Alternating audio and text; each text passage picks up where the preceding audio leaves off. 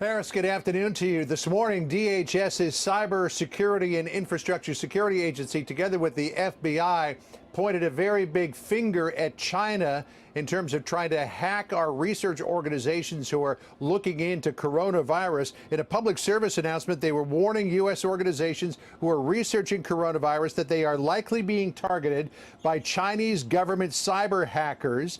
The agency's charging that China is trying to steal research information on the virus treatments and vaccines. In its public advisory, the agency's warning researchers to secure their network, saying, quote, "These actors have been observed attempting to identify and illicitly obtain valuable intellectual property and public health data related to vaccines, treatments, and testing. The potential theft of this information jeopardizes the delivery of secure, effective, and efficient treatment options." President Trump has been very critical of China for not being forthcoming about the origins of the pandemic. South Carolina Senator Lindsey Graham has introduced a bill to impose sanctions on China if it fails to cooperate and provide a full accounting of the events leading up to the pandemic. Georgia Congressman Doug Collins on that earlier this morning on Fox. Listen here.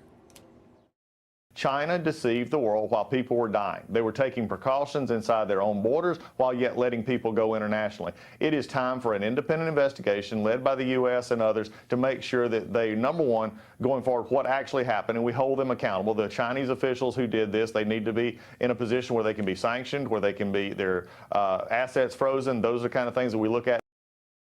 Is using the economic impact of the pandemic to try to get a better trade deal with the United States than the one that it agreed to last year. The president saying he is not interested in reopening negotiations, at least not at this point. And the president tightening the screws even further, directing the Federal Retirement Thrift Board to not invest in any stock funds that have ties to Chinese companies. That means that about $4.5 billion that might have gone into stock funds that have interests in China will stay in other investments, likely the United States. But the president clearly indicating again, Harris, in so many different ways, just how unhappy he is with China about all of this, though he has and still remains to be very, very cautious about actually criticizing China's president, Xi Jinping. Harris?